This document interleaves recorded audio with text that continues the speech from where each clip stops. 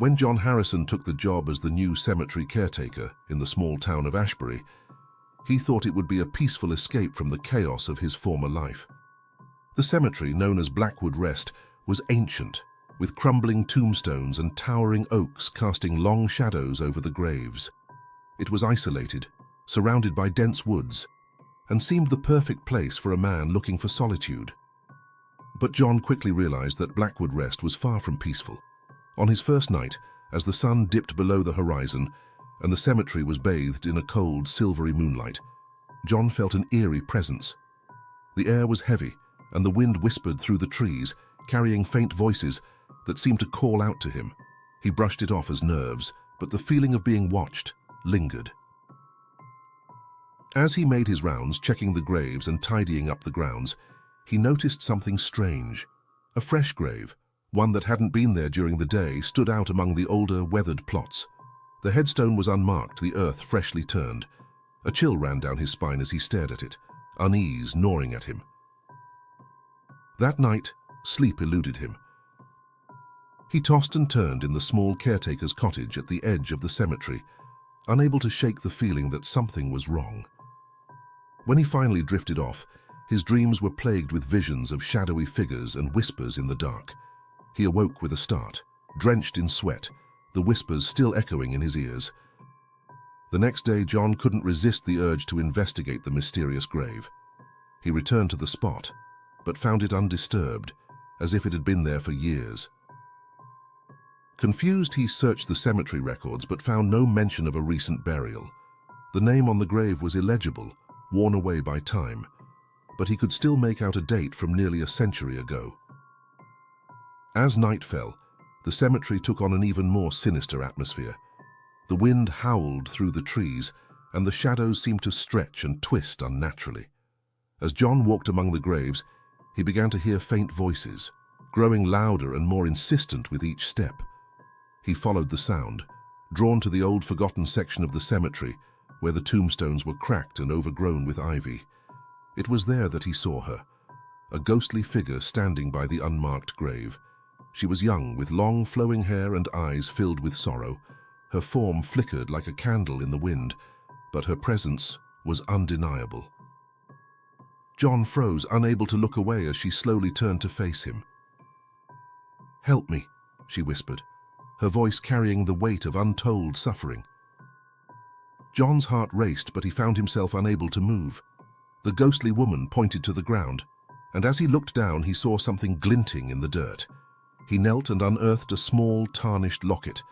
Inside was a faded photograph of the woman and a man he didn't recognize. Over the next few nights, the spirits continued to appear. Each one told a story of betrayal, murder, or injustice that had led to their untimely deaths. They were all connected to the cemetery, their bodies buried in unmarked graves, their souls trapped by the wrongs done to them. John listened to their tales, each one more horrifying than the last, and the weight of their suffering began to take its toll on him.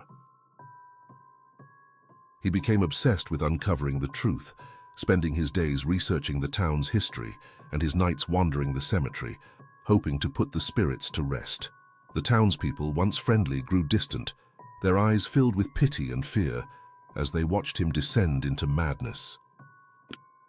One night, as he dug into the past of a particularly vengeful spirit, John stumbled upon a name that sent a shiver down his spine: Thomas Blackwood, the cemetery's original caretaker.